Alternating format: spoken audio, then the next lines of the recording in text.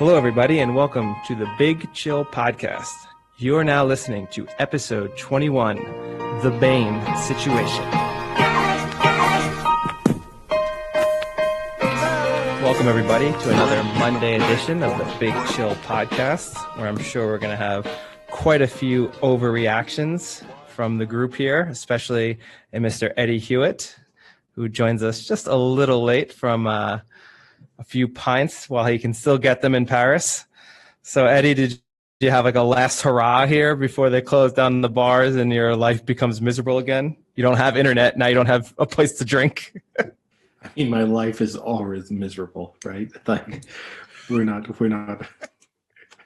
The lockdown has nothing to do with that factor. But that being said, yeah, tonight's the last night of bars. But most of the bars I go to are technically classified as restaurants, so I'm fine. Yeah, no internet, no bars. Life's looking pretty bleak for me. Oh, and actually, I was thinking about this today.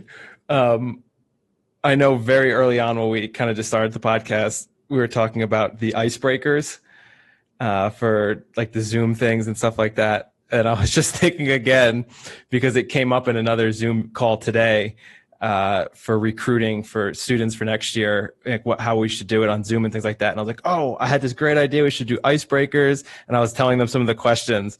We never got your answer as to who would play you in a movie, Eddie. I mean, I've said it, Vince Vaughn. It's obviously Vince Vaughn. Vince Vaughn's a good one. No, that's a pretty good one. You know, I thought about it. I thought Chris Pratt, but before he got in shape, when he was on like Parks and Rec, Chris Pratt. Parks and Rec, Chris Pratt. Okay. I'd like to think Parks and Rec, Chris Pratt, because I'd like to think my upside is non-Parks and Rec, Chris Pratt. That being said, realistically, it's Vince Vaughn. Are you okay with it being Vince Vaughn? Yeah, that's fine. Oh, so because some people hate Vince Vaughn, so I mean, yeah, he's a very controversial person, I think. Well, he's a conservative dickhead, right? And we don't want to get political. But that being said, no, I didn't even mean from that. I just meant from like an acting standpoint. Some people think he's really annoying. He's limited. He's limited in his range. Actually, you know what?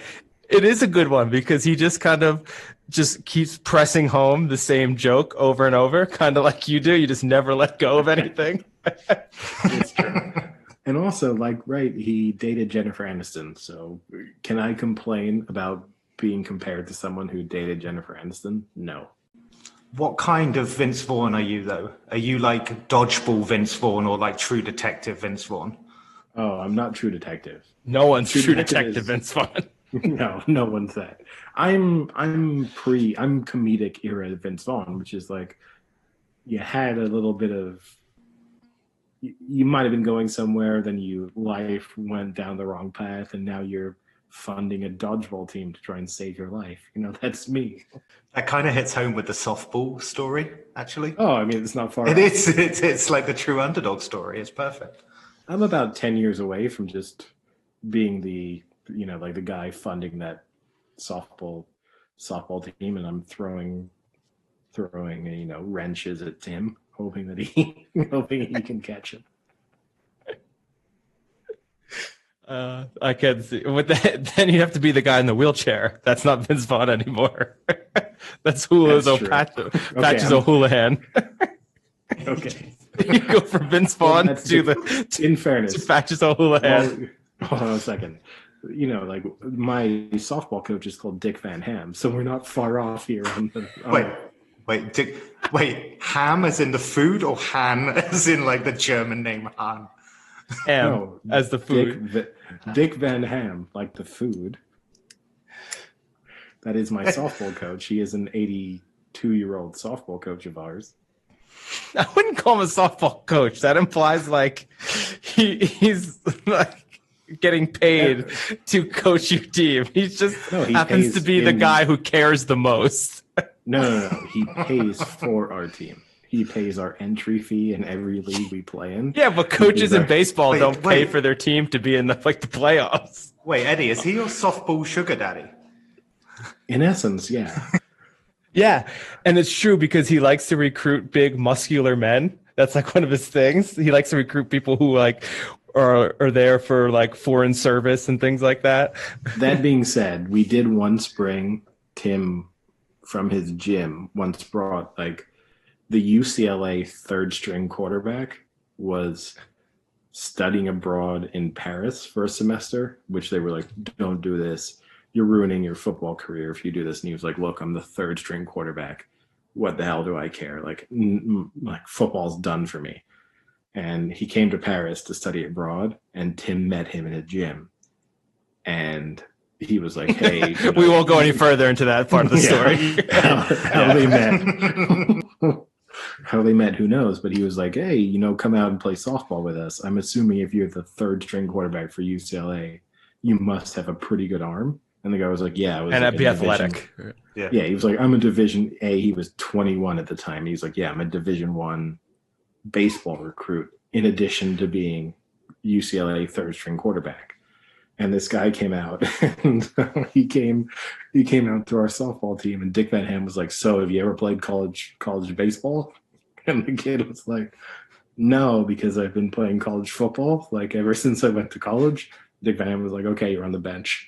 This kid was like the most talented baseball player we'd ever had. Like legitimate chance of potentially making the majors. And it was just like, no, you're gone. Bold move to bench him. I mean, you have strict rules. You have to admire Dick Van Ham. He has specific rules, and he adheres to them. No one gets by them. No, so good. Yeah, I think Tim said his name was like Josh Rosen or something, right? Yeah, exactly. Yeah, he's had a mediocre professional career so far. Yeah, I remember when Tim said he met him in a bathhouse. I mean, gym. Sam, how are you doing out there? Sam has racked in thousands upon thousands of dollars because he's gone anti-Apple on us, apparently. Yeah, I just sold a load of stuff on eBay, and I got really annoyed when someone didn't pay, and then they came through with the payment received, and he's called Muhammad Ali, and I'm now not convinced that I've legitimately got the funds. I'll find out. Wait, what did you sell? Like a bunch of butterflies and a bunch of bees, or what was it? No, it's the new iPhone that has that anti-shake camera. No, that won't work for him. No matter how hard the anti-shake is, even his corpse would still pick up the shakes. I guess we're not getting him on the podcast anytime soon. Well, no. He's dead. So no. Not quite the talker we thought you were, Ali. I thought you were quite arrogant in your career. Okay, he rope-a-doped us with his podcast appearance, and he just died.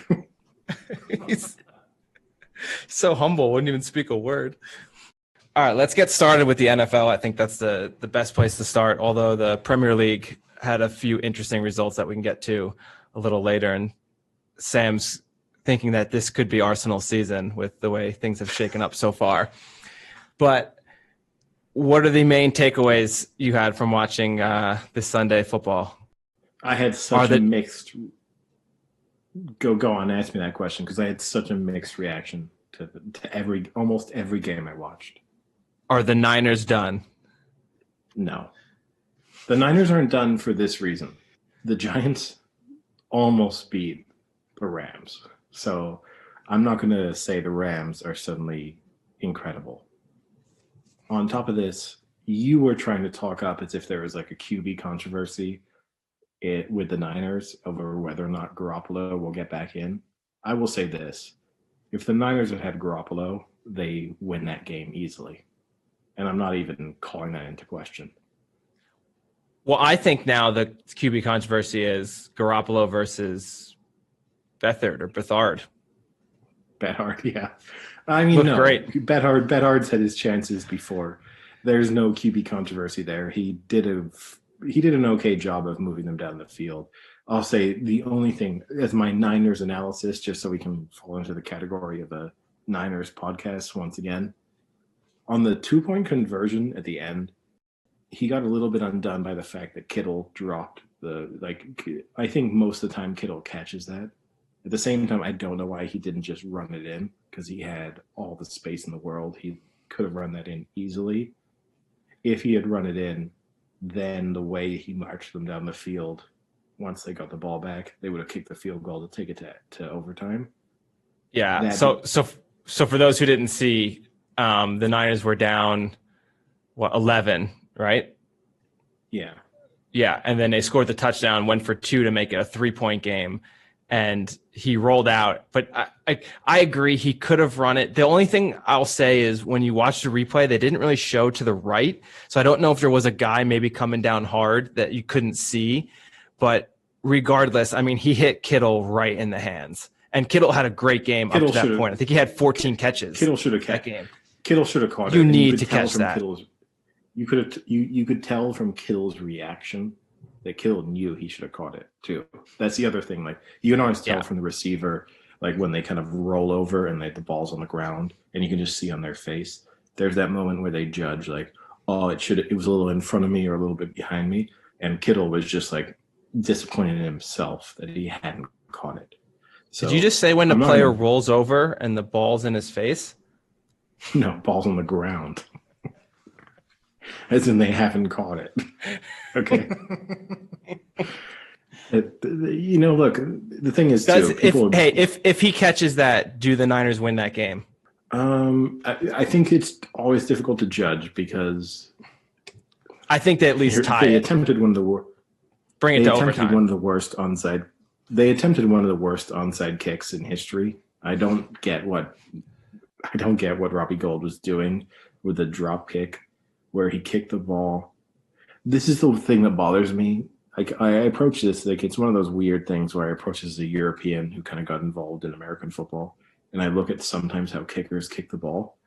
And when I looked at how he drop kicked the ball, and he kicked it on the bottom half of the ball, and I don't get how he expected kicking the bottom half of the ball would produce a bounce that would have given the guys trying to recover the ball a chance. And it's one of the things that blows my mind. And as anyone who likes rugby, and you think of what a good kicker in rugby can do in terms of their control over a ball, even with the current restrictions on onside kicks, I do not get how kickers struggle so much. Well, I mean, so there's two points there I have. So the first one is about the kick. I completely agree with you. I don't know what the hell that was or what he was trying to do, but we've discussed this before. All these kickers are doing every day at practice is practicing 2 kicks, literally field goal, or let's say 3, field goal, kickoff, which is basically just a long field goal, or onside kick. That's all he's doing every day, all day. How can they not be better at it than what that attempt was? That's the first thing that blows my mind, is just still how shitty they are. And even the fact that sometimes kickers still kick out of bounds on a kickoff blows my mind. It should happen once a year in the entire NFL, but it happens every week. It's unfathomable to me that that's your one job and you can't do that. The second thing I don't get is so they're down 5, so they need a touchdown, right? There's 2:02 left on the clock, and they have a timeout. So you're going to get the 2-minute warning stoppage, and you're going to get a timeout stoppage. Your best case here is you kick the onside kick and recover, which happens maybe, 5% in the NFL, something really low like that. You hope you get it. If not, you've just given them great field position that even if you do stop them, you're then getting the ball maybe on your own 20. Versus if they just kicked it deep and didn't think that 5% chance was really that great to get the ball, kick it deep and know you're going to have to stop them anyway if you don't get the onside kick. So now you've got them down on their own 25, you stop them, and then you get the ball back on the 50 when you need a touchdown, not a field goal. If they needed a field goal, then maybe you do that, because even with the field disadvantage, you only need to get to the 30 or 40 to kick a field goal. But if you need a touchdown, yards are key. And I mean, especially when you don't have timeouts, yards are even more paramount, which is kind of what happened. They just ran out of time. I think they would have scored a touchdown had they had another 30 seconds, 45 seconds. But I don't get why you onside there. I think it's such a dumb call. You could have pinned them deep, especially when they had the whole team up. You could have pinned them really deep and gotten the ball back on the 50 and only had to go 50 yards, not 80. Yeah, I mean, I guess in a way you would say the onside kick tactic worked out in the sense that if you think from a 3 and out, you can get the ball back either way.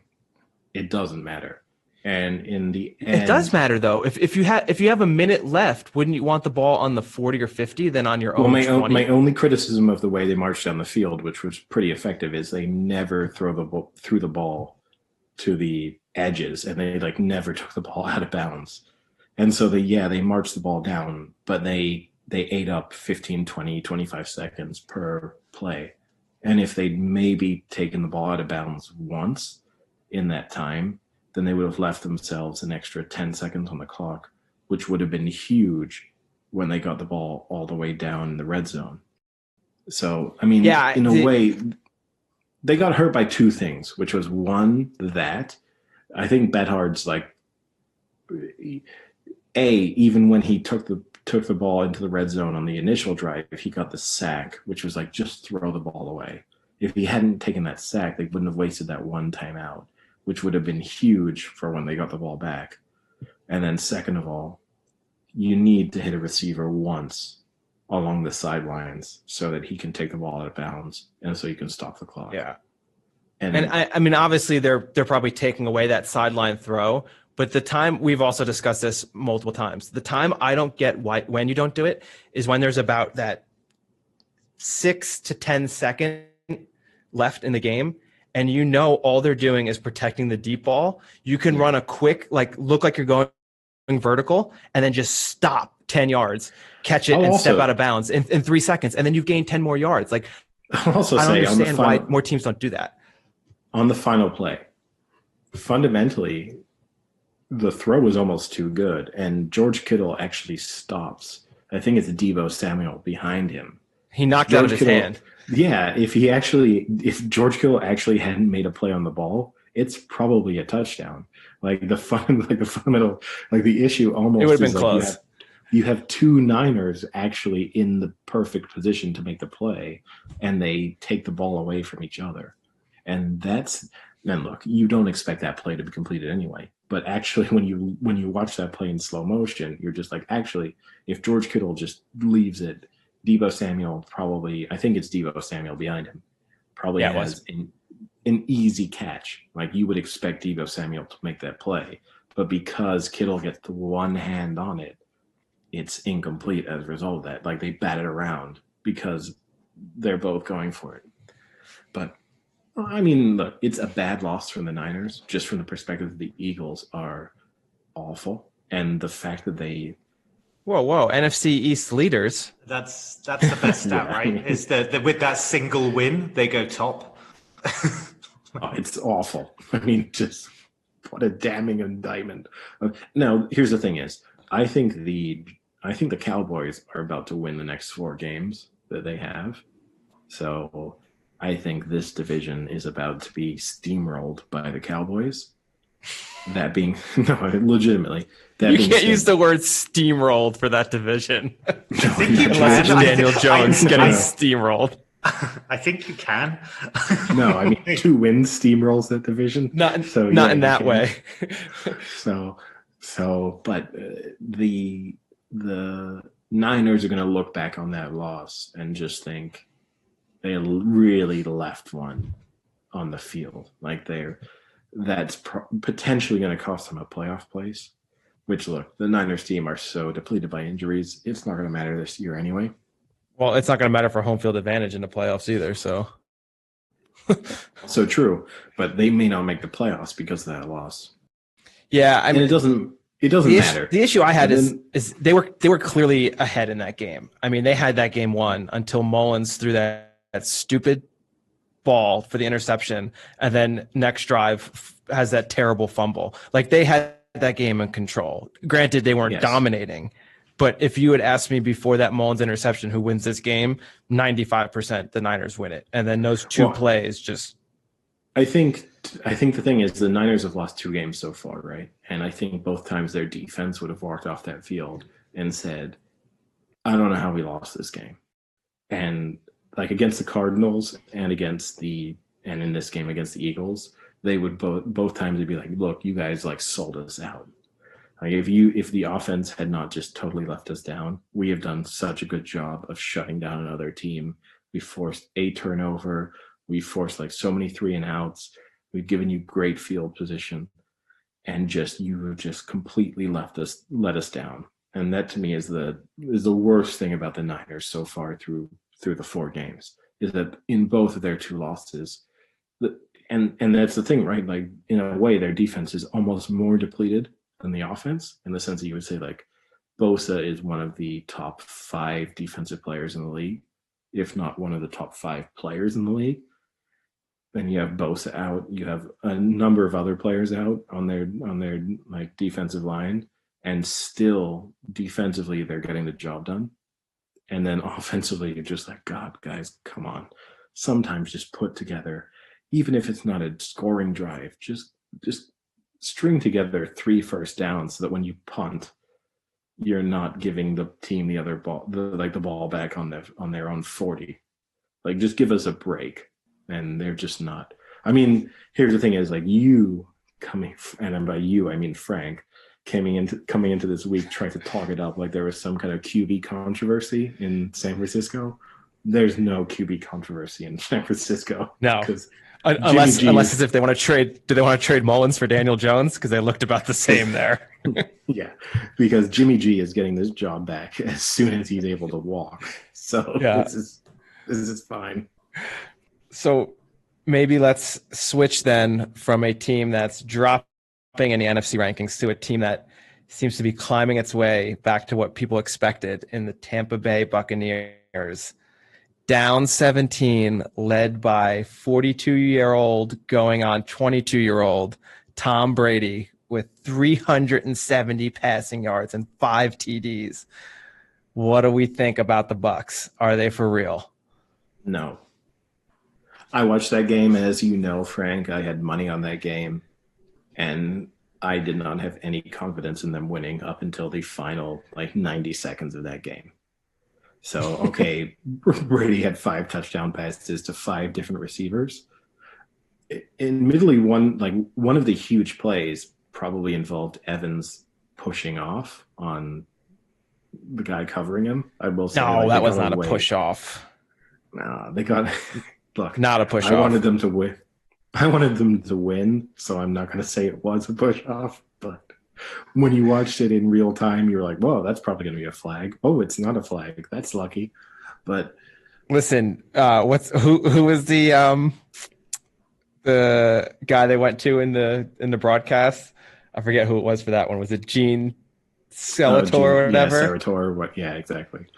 He said no penalty. Yeah, so whatever they say is always right. Yeah, I mean the guys they go to, I literally think have never watched. I know they technically have all been officials for a long time, but I don't think they've ever. They're like head of officiating. I don't think they've ever watched a football game before in their lives. They'll be like, "That is not a fumble." It's like, "Oh, it's a fumble." Okay, great. But no, the Bucs. I'm going to spin this on. I'm going to turn it into a question. So the Bucs are 3-1. There are several undefeated teams, right? Like the Bucs are now winning their division.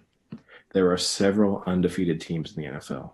I want to know which one of these teams you believe is the least for real, which is also interesting because going into tonight, because we're recording this Monday night just before 2 of the Monday night games kick off, which of these teams is the least for real? So we have the Seahawks, 4-0 now. Are we talking just NFC or NFC and AFC? Entire league. So Seahawks 4-0, Packers 3-0 right now. Then in the AFC, you have the Bills 4-0. You have the Chiefs 3-0. You have the Steelers 3-0, and you have the Titans 3-0. Which of those teams do you believe in the least? I'll let Sam go first. Probably say the Titans. Like the first couple, I mean, what was good about the Seahawks game was that, Russell Wilson's been posting some pretty crazy stats, and it was one of those games where it's like, what happens when they don't play as well and they have to grind something out? And I think Wilson did exactly that. So that was a pretty good performance. The Packers are posting over 35 points a game. Rodgers looks really good. I think they look really good. I think because they're letting up like 30 a game. I think it's that. I think it's probably the Titans for me. Yeah, I mean, it's an obvious one who I'm going to go with. I think the Steelers are not for real. I want to see them play good teams, not the 0-4 Texans. I think they're mediocre at best, an 8-8 team that just started off with a pretty easy schedule. I think they're going to come way down. Out of all those teams, I think they'll probably end up with the worst record. I would second the Titans as being the next least confident team. The Packers have surprised me. They've looked way better on offense than I thought they would be. Their defense is still kind of questionable. But man, would I love to see a Packers-Chiefs Super Bowl, have the score be like 75-72. That would be insane. But yeah, obviously I think the Chiefs are for real. Seahawks, I think, are for real. And the Bills, I think the Bills are definitely for real. And I think depending on what happens today, they might have themselves a pretty easy path now to win the AFC East. So you think the Bills are more for real or the Seahawks are more for real? They're pretty close, right? I mean, if you looked at it earlier in the season, like before the season started, you would have said that the Seahawks clearly had the better quarterback, but the Bills clearly had the better defense. However, from what it's looked like, you could say Josh Allen is close to being on par with Russell Wilson. I mean, they're like neck and neck right now. And this Bills defense that everyone thought was going to be a top 3 in the NFL right now isn't. That's not to say they might not get back to it. Maybe they're just slow starting. It looked like the last game or two they've been better than how they started, but their defense isn't as dominant as everyone thought it would be. And it's actually their offense that's, winning them games. Like you look against the Rams last week, they had to come back to win that game. Josh Allen had a great game. So they're close. I'll go with my heart on this one because I'd love to see the Bills do well. I'll say the Bills are more for real than the Seahawks. I think the Bills are more for real. So an interesting stat, right? Not all of these stats in a way are meaningless because just the number of points scored and touchdowns scored nowadays are so out of line with what used to be the case. Josh Allen is the first quarterback in NFL history to have 12 passing touchdowns and 3 rushing touchdowns over a 4-game period. Wow. You'd think Mahomes might have done that, right? You'd think a lot of people might have done it. Like there's a ton of people I might have thrown at that. You would have thought maybe Vic, maybe the passing touchdown's a little too high for Vic, but you would have thought definitely he would have had a period where it might have been possible. Even Wilson, you would have thought might have done it. Rodgers might have done it. The fact that he is the first to do it, kind of an interesting one. And it might even bring us on to another interesting topic from this weekend of football, which is one person who has completely ruled out ruled out Josh Allen as being. Is Vic coming back? Is Michael Vick on a comeback? I think my dog says. What would so. Wait, real quick. Yeah, my dog's cowering at a corner, so it must be on the comeback. Before we go into that, if Vic made a comeback, what would his ranking be in Madden right now? 99 speed. I mean, it would be so overrated in Madden. Right? Like, would he be higher than Kaepernick? Should he be higher than Kaepernick? Should a Michael Vick right now be higher than Kaepernick right now? No, because of his age. No, 100% no. But also, obviously, should it be close? And everything. At least Kaepernick's tried to maintain his training regimen and routine. You don't know if Vic's not training.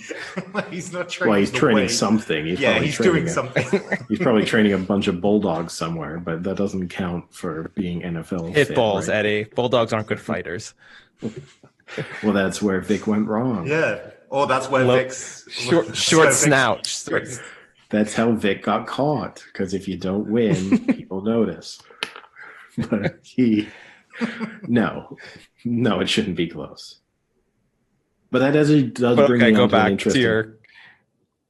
It does bring me on to an interesting topic. Say we go through a bunch of quarterbacks currently in the NFL who are either close to losing their jobs or have lost their jobs. Who would you rather have as an NFL starting quarterback? So if you look at Daniel Jones, Mitch Trubisky. Whoa, wait, Daniel Jones isn't close to losing his job. Well, he is from the draft, right? Like, that's the goal, isn't it? Is any Giants fan out you there? think wait, so you're telling me you think if the Giants get the first pick that they would take Trevor Lawrence? No, it's the Giants, so they'd probably take some defensive end. They'd be like, wow, great move. They'd probably take a kicker. Yeah, exactly. Exactly. I mean, in fairness, if they'd had a better kicker in that game, they might have gone for the field goal to bring it to a one-score game from 60 yards out. It could have changed everything. So it wouldn't be the worst. Buckner. Exactly. It wouldn't be the worst strategy ever. But out of those guys, Jones, Trubisky, let's throw Mullins in there. Haskins. Are we putting Darnold in there or no? Okay, let's throw Sam Darnold in. He's probably close to losing his job.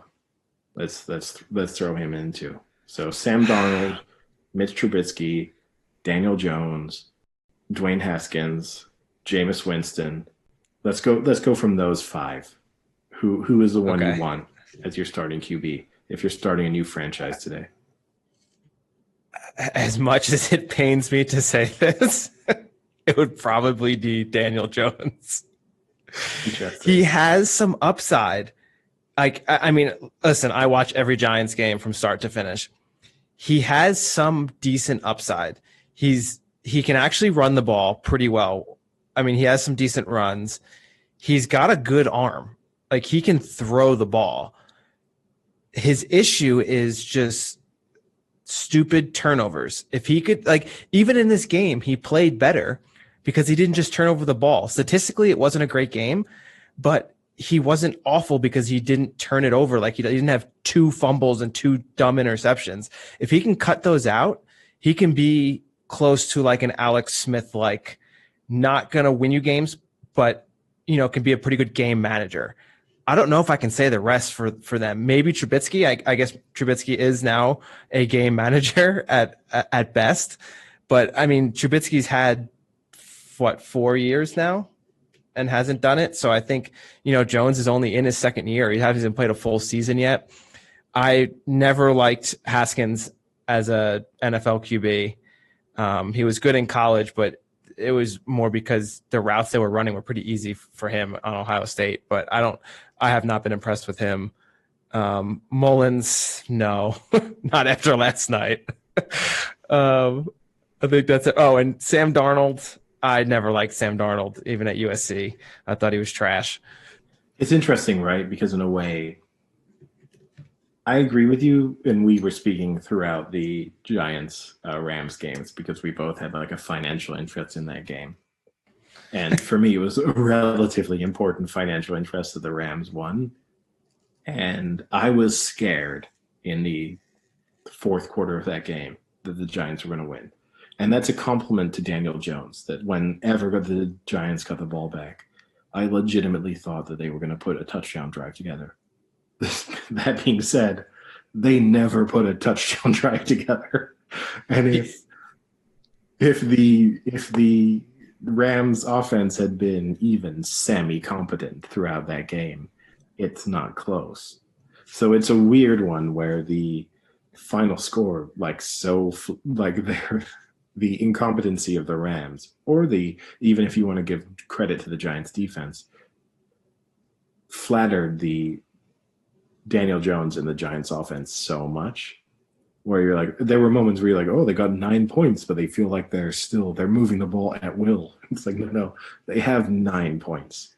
And in most NFL games, if you only have 9 points in the fourth quarter, the game is over. It's not a close game. You don't often get to say 9 points, we could win this one, guys. Fourth quarter, we've got this. We've got them right where we want them. And the crazy thing is they only have 3 offensive touchdowns this season in 4 weeks. That's how bad they are. The stat was right. They're now going on, what is it, 13 quarters of play since a touchdown? Is it something? It's something crazy like this that they threw up in the. Wow. It could be. They threw this up during the game. They haven't scored three touchdowns in 4 weeks. I mean, how bad is that? That's but terrible. weren't they all in the first? Weren't all of their offensive touchdowns? I think they were all in the opening Probably. game. Yeah, maybe. So they're going on just such an incredible length of time. Yeah. And that's not necessarily a knock on Jones. Now, maybe it's a knock on, obviously, his line's not protecting him. He's got nothing in terms of the running game. I mean, he's the leading rusher, right, on their team. And he might not be anymore.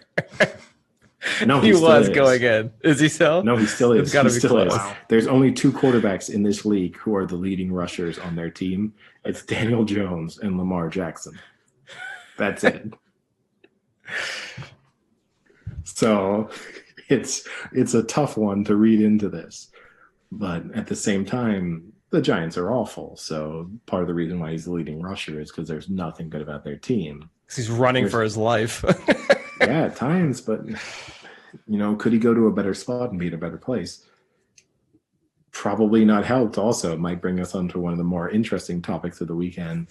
May not be helped by the fact that some of his wide receivers have very personal issues with some of the secondaries from other teams.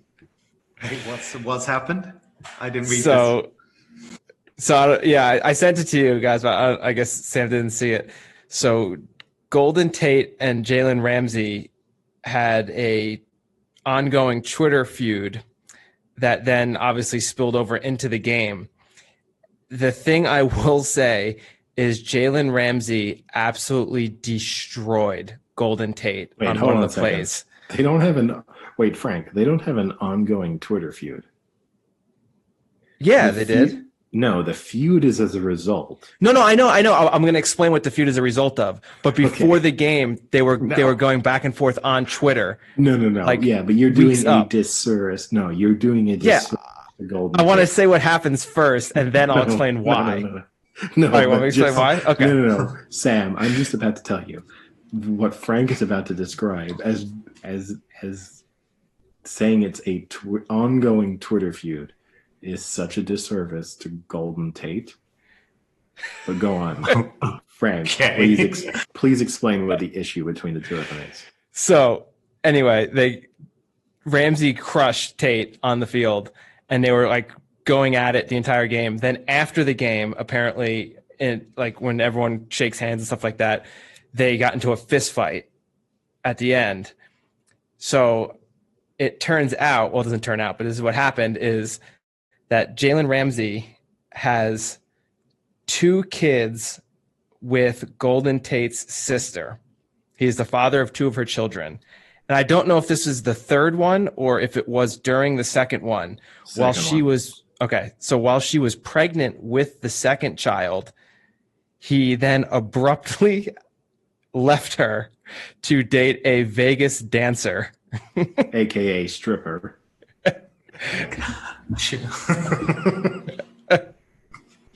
I was aware of that, Eddie. Thank you. I just want to make this clear. Right? I just want to make clear just how much of a piece of shit he is.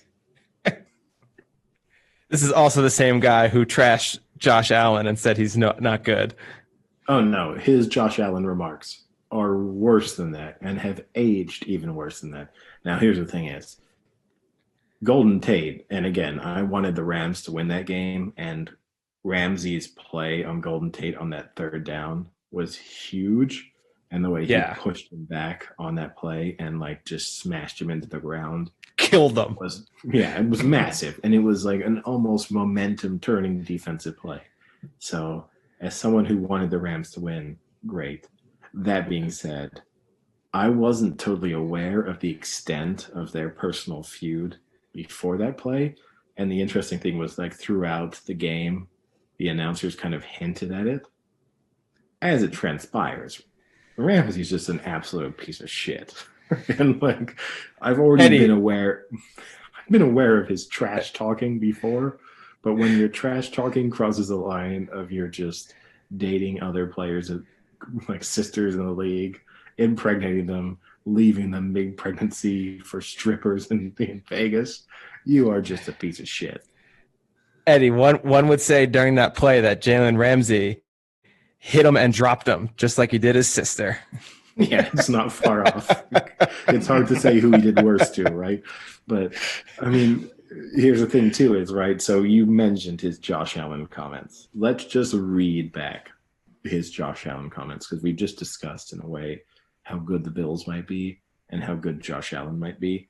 This is his Josh Allen review after they drafted him.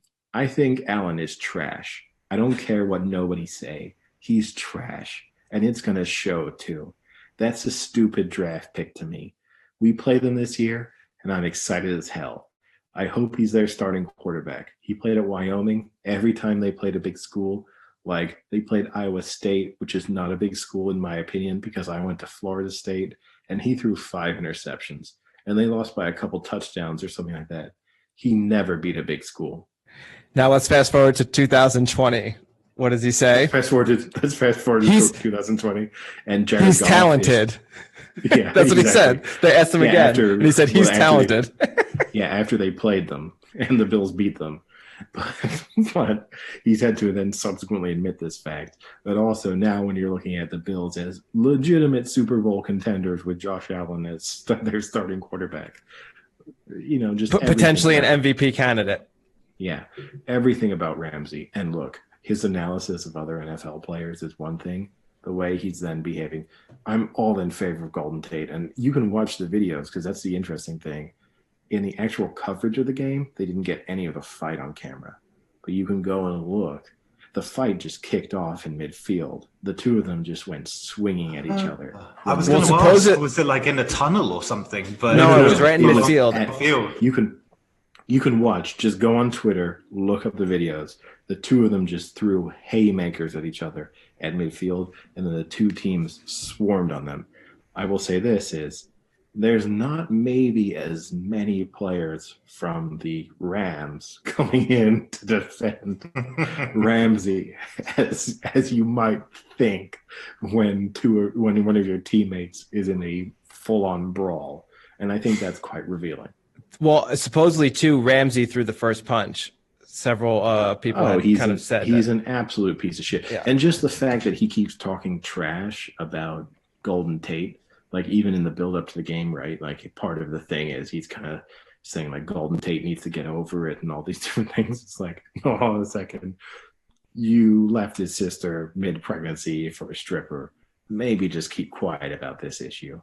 And or don't force the issue about getting over it.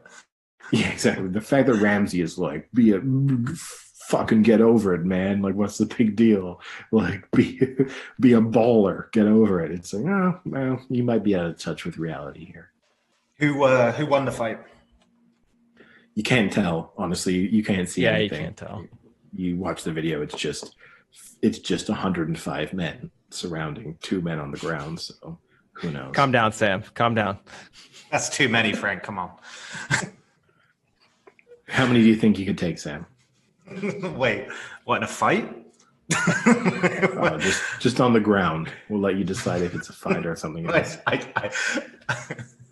So I wouldn't even know where the start point. Well, like, what's the context here? Wow.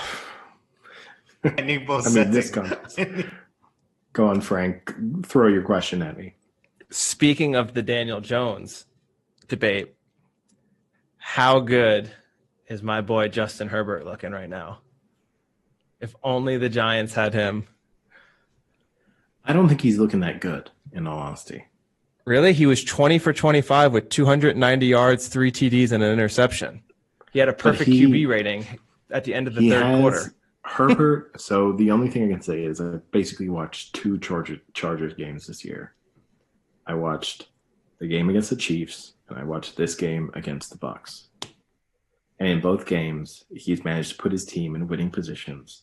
And then when it came down to crunch time, he kind of disappears. Now, either it's because he's handing it over to a running back, or it's because that's when his incompletions come into the game, or he's just checking down to receivers for easy yards that the defense is giving him. But fundamentally, he's had his team in 2 positions where you would very much expect them to win, particularly against the Bucs, and he just hasn't delivered. But didn't they have the fumble on the goal line, which got the Bucs kind of back into it before the half? So that was Bit unfair, right? Yeah, I mean, I think he's playing. They had the really fumble. well They had for the someone fumble. playing his first 3 games. No, they had the fumble off. They had the fumble off their own. So like the Bucks kicked like punted to like kicked off to them, and then they fumbled on their own 10-yard line or 15-yard line, wherever it was. And yes, that gave the Bucks a touchdown that reopened the game, turned it from a 17-point game into a 10-point game, which was huge in terms of how close did the game feel. That being said, I still just think, look, I'm not dismissing him. He looks competent, which is a good start, but I'm not. I wouldn't be going out of my way to have Herbert as my quarterback. And if I was the Chargers, I'm not sure I would be saying Herbert gets to keep the job. So you put Tyrod Taylor back? Yeah, 100%. Yeah, right now, yeah. Wow. I mean, here's my only issue in that is I think as the Chargers, you then have to decide, are you a playoff team or not? If you think you're a playoff team, you put Taylor back. If you don't think you're a playoff team, you let Herbert keep going, knowing that Herbert's going to lose 50% of your games. Now, assessing whether or not you're a playoff team is really tough right now. But if they think they have any hope, yeah, you take Herbert out. No questions. So I guess the other game we have to talk about is the Cowboys and the Browns. The crazy. Did you have the over? Almost. No, I didn't have anything on it. Actually, I had the Browns. I mean, both Frank and I picked the Browns before. We disagreed on the over-under. But we both like the Browns. Oh, who had the under? You picked the under. I picked the over. We disagreed on how the... Now, here's the thing is, you actually said that you thought the Browns would beat the Cowboys through their running game. And as it transpired, they kind of beat them through their running game, but in very unconventional runs. Yeah. It's like some of those they're almost not considered runs, right? Like the OBJ game-clinching touchdown. It's not really a running touchdown. Sometimes when it's the pitch, you're like, it's not really a run. But, I mean... It's so hard to read into the Cowboys because they're giving up 40 points a game. At the same time, their receivers are open on every play, and you think they could score 40 points a game. So it's a really weird one to read into. I mean, I think the Browns are just legitimately quite good. Like, I think, going into this year, I think a couple of us picked the Browns to make the playoffs. The Browns are making the playoffs. And I'm just going to say this right now. I'm not ruling out the Browns could win the Super Bowl because the Browns might have the best running game in the league. They're just inconsistent. And they don't hurt.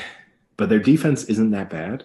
It's not great, but it's not that bad. They can make big plays in crucial moments if they need to. And their running game is terrifying. I mean, you even look at this, Chubb went out, and then they had their third string running back come in. And he looked terrifying. Well, that's that thing we talked. Well, first off, it's Kareem Hunt. No. Kareem Hunt's their second string running back. And okay. Kareem Hunt might arguably be one of the top 5 running backs in the league. So the fact that they have their second string running back, who is, and look, not to downplay the reasons why he's the second string running back, because he's the second string running back because he's an absolute piece of shit.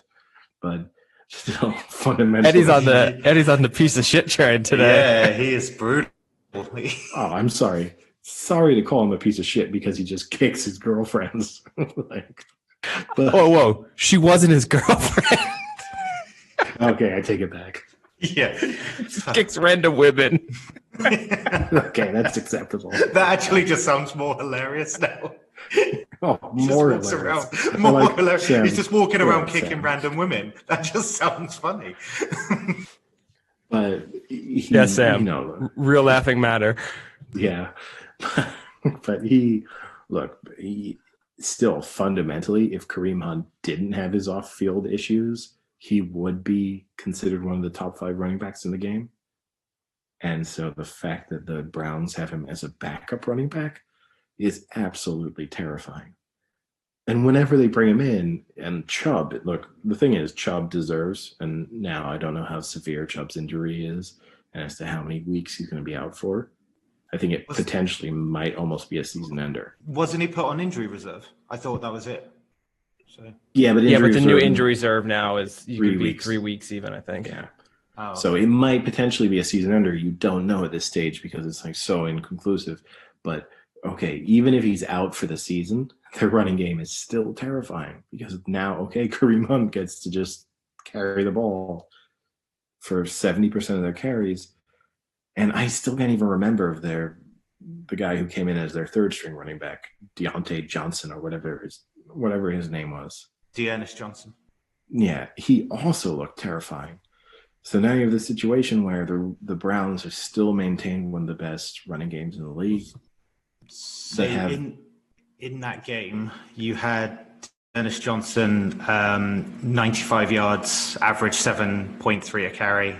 Kareem Hunt, 71 yards, average 6.5 carry. And Nick Chubb, 43, average 7.2 yards a carry. So yeah, they are. Yeah, that's so easy. Yeah, that's so easy. Christ. Now, I mean, it is against the worst defense in the history of the NFL. Like right now, they're averaging, 37 points a game. They're letting up something crazy like that. Yeah, it's statistically the worst ever after 4 weeks. No, they're absolutely, the Cowboys defense is absolutely awful, and it's not going to. So you don't want to read too much into the Browns moving the ball pretty effectively against them. And that Beckham reverse, how awful of an effort was that by Aldon Smith to just didn't do anything. Hold on a second. A week ago, I think I know what you're comparing it to. We were praising a running back from the Saints for being elusive, just made people miss tackles, just did, oh my God, just so hard to bring down. And then OBJ. Is that my voice? OBJ goes on a arguably a much better run.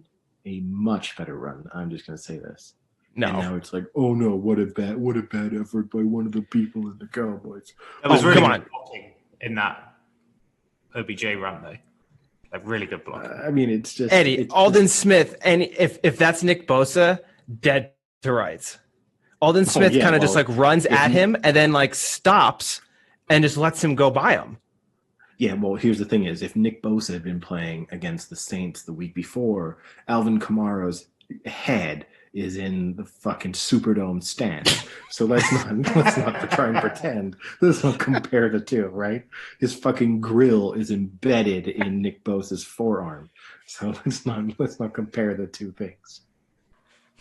Like they're both Nick Bosa forearm hitting him? Is that how he's tackling him? What a harrowing level of hindsight he's just hitting him with whatever he wants. You know what? Nick Bosa is. You put it this way: Kamara's grill is in Nick Bosa's teeth. Right? He's just slipped it in. He's taken his diamonds right off of him, and he's walking off the field with them in between his teeth. But that's the thing: is the quality of tackling in the NFL is awful, and it's not going to get any better. And OBJ was an example of this. Kamara's touchdown was an example of this. Tons of teams are going to give up terrible touchdowns. But if you do have a semi-elusive ball carrier with the ball in their hands, good things are going to happen. I mean, even Ayuk's touchdown in the Eagles-Niners game. Now, as you pointed out to me during the game, right, Frank, I've previously on the podcast been critical of people trying to hurdle tacklers, and Ayuk very successfully hurdled the tackler. You shouldn't be allowing someone to hurdle you. It should not happen. Let's just put this out there. Someone should not be able to leap over you while you are tackling. It shouldn't be humanly possible. But Sam, I love that Eddie was ripping on the hurdle. People should stop hurdling. There's no point to the hurdle. The hurdle's useless. Eddie, what about Ayuk's hurdle? Oh, that's different. That was no. Here's the only thing. I'm just gonna mute you. No. Here's the thing: is I was shitting on the idea of hurdling. You get a lot of people hurdling when they're like 3rd and 15, and then they pick up. They felt like they're 9 yards behind the line of behind the first yard gain, and they're still attempting to hurdle, and they're going out of bounds as they hurdle, and it's just like, this is pointless. Don't do that. The difference on the Ayuk one was he was hurdling to get into the end zone. Also, the different thing is on the Ayuk one. So hurdling to get 3 more yards is useless, but hurdling to get into the end zone is okay? Hurdling to get 3 more yards on a third down where you will not get a first down, and when you look at the like net gain versus the risk, which is you fumbling, yes, it is useless. Like it's one of those things where you'll put it on your YouTube highlight reel, but fundamentally you'll just be like, wow, okay, so what was the outcome of that play? It was like, well, instead of it being 4th and 8, it was 4th and 7. Oh, nice job, man. But why is everyone so stupid? Then obviously Al Pacino didn't hit home for you in his Any Given Sunday speech, Eddie, because they crawl for every inch. They fight for every inch on that field, Eddie. That's the opposite for hurdling. Yeah, they're crawling. They jump for every inch. No, they crawl with every fingernail, Frank. Fingernail is very much on the ground. Sam is right. But no, the Ayuk one is different. Also, here's the thing is, the Ayuk one is we've done too much Niners talk. No. The Ayuk one is also different. This isn't Niners Nation. He wants it to be Niners Nation. Yes. Niners Nation. The Ayuk one is also different. Wait, if they actually Niners Nation, I've got some stuff on my podcast I'd love you to listen to. We've been talking about Niners. Why did you say Niners Nation like Irish then? I don't know. Just give him a theme song. But also the difference one with the Ayuk one, you then watch that replay, which they showed immediately after him doing it from him in college, where he kind of hurdled someone from a standing start in an Alabama drill or Oklahoma drill, whichever version of it was. And in which case you're just like, okay, I get why this guy tries to hurdle people, because he literally has I don't know, whatever it is, 40-inch vertical, whatever. Well, that's why Saquon Barkley does it, though, too. Yeah, but Saquon Barkley then attempted it when it was, again, I'm fine with Saquon Barkley attempting it at the right time. Like, when it's 3rd and 5, and you're 1 yard shy of the first down, and you try and hurdle someone to get there, go for the hurdle. When it's 3rd and 18, and you've made your one yard past the line of scrimmage, don't fucking hurdle someone so that when you do it, they go, wow, what a highlight. Wow, how athletic is he? It's like, no, because the reality is you might just fumble it and then there's no point. I did like Chris Collinsworth after the Ayuk one. I did like his analysis where he was looking back on his own career and he just said, never in my career did I ever consider even doing that. I do like listening to someone who played in the NFL and obviously like was in situations similar to that, and they're just like, nope, never did it even cross my mind to try and leap over another human being. Like, never. When people get hit, though, when you see them get hit when they're hurtling, it's one of those. Like you think they might be dead half the time. Just usually they're really impactful. Oh no! I mean the net risk reward on the hurdle, it's not a good move. But well, look, when it comes off, when you're Ayuk, good job, you scored a touchdown instead of you being forced out of bounds at the 3 yard line. Well done.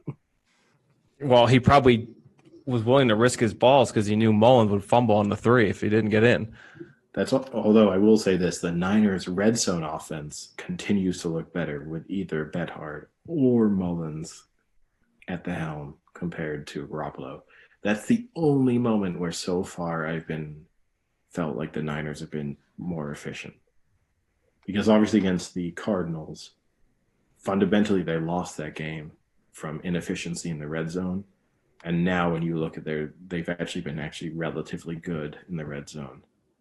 Now maybe that will improve when Garoppolo comes back and he has Ayuk available and Deebo Samuel available and George Kittle available. Maybe that changes everything. But that's the only time where you kind of feel like one of them is more competent than the other. So any other games you wanted to mention or cover? Well, is Drew Brees done or not? Really tough to tell. I literally 20 seconds ago just pulled up the stats because that was one of the things I was thinking maybe I could read to you. The stats aren't great. It's impossible to tell. Yeah. It's literally, they went from 14 down, and at that point we were talking Drew Brees is done. He's awful. And then they went up. I mean, they were up by like 21 points at some stage, something like that. But at the same time, it's just like a dink and dunk offense where he has the weapons and the system around him where he's able to move them down the field. The other side of that game is the Lions, who, again, like I said, were up 14-0. That's now the 6th consecutive loss in which Detroit has held a double-digit lead, an NFL record. No, I also think the Lions are the first team in NFL history to lose by 10 or more points. No, to have lost, but when they've led by 10 or more points. There's some record along those lines. Yeah. Wasn't it like double-digit lead? That's what I'm saying. No, but they're the first team in NFL they're the first team in NFL history to have done so. Yeah, so I said 6 consecutive losses that have had a double-digit lead. But I'm just reaffirming. No. Oh, okay, yeah. Wasn't it something to do with like being down by 10 and then to be up by 10 and then very quickly down by 10 or something like that? I can't remember. Oh, that I don't know. But yeah, so that was their falling apart there. I didn't really have any more takeaways than that. Sam's Joe Burrow won. I mean, first rookie quarterback to get 300 yards, 3 consecutive games. So he's also covered the spread. They've covered the spread, right? Or in all 4 games, right? They tied the spread. Yeah, they pushed against the Eagles, and then they've covered the spread in every game. So you've not lost if you've just been back in the Bengals. You've done okay. And one of the other teams, for example, it's actually interesting because some of the least convincing teams in many ways have been like the Seahawks, for example, have covered the spread in every game, and I don't feel like the Seahawks have been comfortable in any of those in many respects, but still fundamentally have covered them all. Yeah. But the unfortunate thing for the Bengals is every divisional game for them is difficult. So they haven't really got a good let up. I mean, you could argue it's going to be good for them in the sense that they're probably going to end up with a top 6 pick. Yeah, and not needing a quarterback. So that's a great scenario for them. And maybe they just get like a few wins to kind of get the momentum building a little bit. You know, if they come out of this season with 4 wins, I think you're somewhat happy. You have a rookie QB, get a few wins, maybe like 1 big win against a really good team, get some momentum going, and then you can get a top 5 to 10 draft pick and build around Burrow. I think they could be year or two down the road could be pretty good. I mean, two things, right? One is you've already seen enough from Burrow that for any existing Bengals player or any existing Bengals player or any incoming Bengals player, you would have confidence in the fact that you have a franchise capable quarterback there. There's something there to build on. The other thing too, as Sam touched on previous weeks, he just looks like such a sweet lover that that's got to be exciting for anyone in Cincinnati. So one thing that did wrap up and is starting the second round right now is the MLB playoffs. So we did our predictions for the first round, which was a pretty crazy 3-game series, consecutive day games. How did we do? Was it you got the stats? Just out of interest, was it a good format? Did anyone watch any games? Because it's a new format, right? Did it feel better for baseball? Because usually one of the things level to baseball is it's just dull with the amount of times they play and all that. I guess the format being that there's less games and there's more teams in that first round, it was pretty cool. I mean, if you're a baseball fan, there was baseball on all day for 12, 14 hours. I watched a little bit of the Yankees game, both of the Yankees games. They were fine. I mean, it's typical baseball now. If it's not a home run, it's usually like an out. Everything is now like a home run or a strikeout. Yeah, I thought it was kind of, in a way, right? I think baseball desperately needs to find ways to make itself more interesting. And I think most people kind of like normally the wild card game and the single playing game. So I don't know if I like the idea of the 1 seed being at risk of losing 2 out of 3 games and being out, because that just seems, if you did play a normal season, that would be too risky. But the idea of maybe only giving the 1 seeds a bye and bringing everyone else in and playing that same format, to me, I'd rather see, you desperately need meaningful baseball games. And that's the only thing this playoff series, like the shortened season has achieved, and then also the playoffs have also achieved. So it was interesting. And it kind of threw up a couple of not huge surprises, but mild surprises. I will say, so far, if we think of the Sam the Squid performances, this has been the worst sport for Sam the Squid. So Sam, you went 4 out of 8. So you went 50%. Not awful, right? You just went, that's blind luck. Yeah. Just, so not terrible. Frank, you went 5 of 8 and I went 6 of 8. So it seems I might be celebrating the next round of the playoffs with a much better microphone. So there might be a significant increase in my sound quality, ready to move on to this next round. But yes, Sam, so 6-5-4, no one's embarrassed by that. But I guess it's time for us to make our next round predictions. Now, technically, the next round is already underway as we are going, but I don't think Sam is following any of these games closely. No, I have largely avoided it. The British media's had a bit of a blackout with baseball. So Sam, let's just throw these ones out you and see how you go. Well, what's pretty cool is are you there? I don't know if you saw it, but it was it ended up being the first and second place teams from the AL and the NL's East and West divisions that are playing each other. So every matchup is like the first versus the second within their division. So it was pretty neat how that ended up. As we touched on, the only important thing to notice is that the Astros made it through, and that's the thing that baseball deserves. Yeah. Okay, Sam, let's go. Tampa Bay Rays, New York Yankees. Who's your winner? The Rays. Nice. Okay, Oakland Athletics, Houston Astros. Who's your winner? Baseball needs to get what it deserves, so I'm going to go Astros. Using a bit of education there. All right. Yeah. Education? Education. Education. Yeah. Oh. Well, might have to rename the podcast. LA Dodgers. LA Dodgers, San Diego Padres. Who's your winner? Dodgers.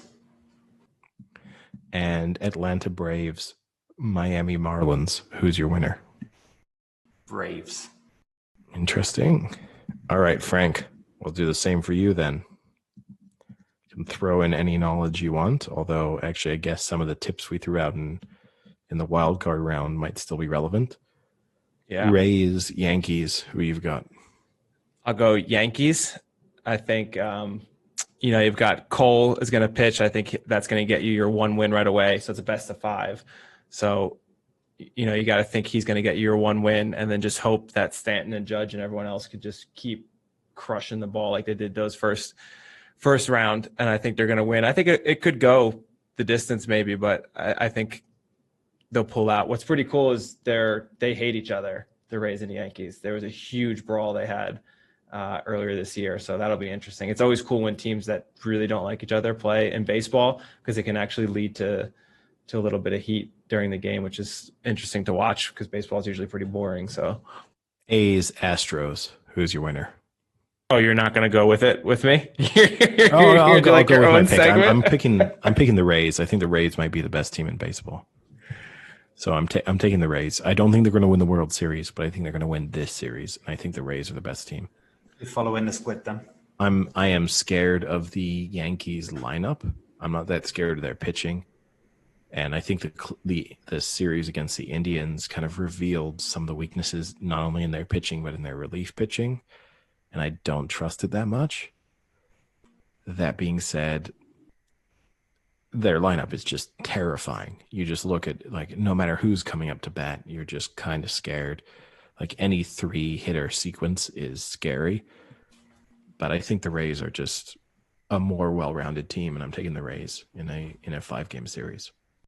So from there, A's, Astros, who are you going for? I'm going to go A's because that's what America wants. And they're going to get what they want, not what they deserve, Eddie. This is another game. Teams do not like each other. And the really interesting part about this is the whistleblower that was on the Astros is now on the A's. So you have this whole like left the Astros team to go now play for the team that they're playing against. So that adds a little intrigue to it. So I think it'll be a good game. I think it'll be close, but I'll take the A's. So, as I revealed on the previous podcast, and as anyone who knows who's looked at me over the past, 15, 20 years, I'm an A's fan. That being said, the Astros are the team that America doesn't want, but that America deserves. And the Astros are going to win this series. Are you both trying to quote Batman here? By the way, maybe. Is this completely unintentional, or are you actually both doing this? They are the Dark Knights. In my personal case, it is unintentional because I've never seen any of the recent Batman movies. So, if in any way any of my quotes resemble Batman quotes, it is completely unintentional. But out of the darkness come the Astros. Wow. That's awesome. All right, next series. Frank, who you got? The Dodgers or the Padres? So I'll go Dodgers, right? I think they're the best team in baseball, so I'll stick with them. Yeah, I'm going to be really boring. I know they're a 1 seed. I know everyone fancied them like coming into the year. I think the Dodgers are going to win the World Series, but I think this is the year they're going to win one. And yeah, so I'm going to pick them to win this series, and I'm going to say right now I think they're winning the next 2 series after that. So Dodgers are my pick now. Dodgers are my pick for the World Series. A little bit concerned with my pick then. All right, Frank. Braves Marlins for final round. Ooh, tough one. Can Derek Jeter's Marlins persevere? No, they cannot. I think the Braves will win, and I think, to quote another Batman, a freeze is coming. My favorite Batman movie, as people who may know me well might know. I've watched that movie more times than any other movie I've ever watched in my life. I hope that's not true. No, it's. I really hope that's not true. Is that? Oh, it's not even close. As in sarcastically, not even close because you haven't. No. I've watched that movie probably. When I say watched, I've probably had that movie on at least 150 times in my life. And How? That could be the worst Batman movie. But how? How would you put that on at least 150 times? Like, how are you doing? So how are you I'll convincing people to watch? So I'll explain it to you. So when I was in high school, and I would go to my high school girlfriend's house and go to her room, and obviously one of the excuses like going to her room was to watch a movie, and in her room she had a TV with a built-in VHS player. I guess somewhat revealing my age, but even at the time of VHS, unusual. And she only owned 3 VHSs. One was that Batman, one was Casablanca, and one was I can't even remember. I think. Is this why you get really happy and excited every time you see Arnold Schwarzenegger? No, that brings back only... fond memories. No, I think I like Arnold for other reasons, but it's one of them. And so the thing was, right, we had to pretend to go to the room to watch a movie, but you actually had to put on a movie to justify being in there just in case. And so literally would just put this movie on over and over again. So either, again, accepting the fact that her parents were not complete morons, they had an understanding of what was going on, but either they weren't complete morons and they did get what was going on, or they just thought we were the biggest Batman fans ever. Or the fact is that it associated maybe what was going on with the puns of Mr. Freeze. In fairness, very difficult movie. to Or be maybe- romantically involved with each other. Yes, because Or maybe you the are father- so taken out of it so much by terrible bunning. Or in my case, taken into it, right? I could just picture the father being like, I know what they're doing in there, but if he has to suffer through it by putting on that movie time after time, he kind of deserves it. Let him have it. I mean, what would have been worse, that one or having to listen to like a weird Tom Hardy voice, right? It's just such a weird movie to have on at Wait, any 'cause, time. So at least I escaped the bizarre Tom Hardy. And look, I'm all on board with Tom Hardy. Tom Hardy, great actor. Huge But as Frank and I Tom have Hardy addressed, fan. We're a huge Tom- Tom Hardy podcast there. yes. If Tom Hardy, dream guest, number one guest, if we could have him on board, number one guest for this podcast. Just putting this out there. But Tom Hardy has never played a role in his life where he's just done a normal voice. Amazing. If he came on this podcast, I wouldn't want him to have his normal voice. I want him to make up a he would voice have to be like, specifically for this "Hello, podcast. my name is Tom Hardy." Yeah, I would want him to interchange between all of his voices. But I Or don't know he what- has to what- solely do what's his face from Peaky Blinders the entire time. Alfie Solomon. If he did Alfie Solomon the entire podcast, that we could just end the podcast after that and never do another. It wouldn't get any better. Yeah, although that being said, his Bane introduction to the podcast would be pretty strong. Bane to intro, Alfie to interview. Yeah, exactly. We could just do different sections, right? Each sport, he would switch to a different character. Yeah, because what was the film he did? It was like Legend, wasn't it? Where he's the two British The crime syndicate brothers. The Crane. brothers. Yeah, that's it. So we could do a couple of So those. it's Uncle. Or is that different? No, they're twin brothers. No, Uncle was Henry Cavill, wasn't it? Uncle, yeah, that's Henry Cavill. Oh, yeah, you're right. It's Henry Cavill. Yeah. You could also have him doing like his Dunkirk. You could just do the noise of like a Spitfire. Dude, he has such little dialogue, but you need the film. In fairness, probably that's the thing. You know how in Dunkirk his plane runs out of fuel, right, and just cruises along the beach. Probably he just told them like, no, this is where I'm going to do sound effects.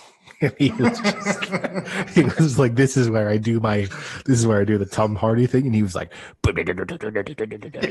Really, yeah, because everyone has generic noises for a gun in their life, don't they? Like, or pew pew. Everyone has a generic gun noise. yeah, and they did it. They were like, nah, we'll just go pure silence. We'll just pretend he ran out of fuel. Was that the last game? Did we cover all of them? Yeah, Baseball's we're talking done. about baseball, Baseball's right? done. Who would Tom Hardy pick to win the World Series? Tom Hardy would pick the Dodgers. It doesn't matter who I pick. Baseball remains in the shadows. I'll never forget the one time we found the clip of him doing all the different voices that he's done in movies, but it was at the bar. It was at Bugsy's. So we're at the bar, like holding the phone up to our ears, trying to listen to Tom Hardy dialects. Yeah, by At like anyone Friday listening, night at midnight.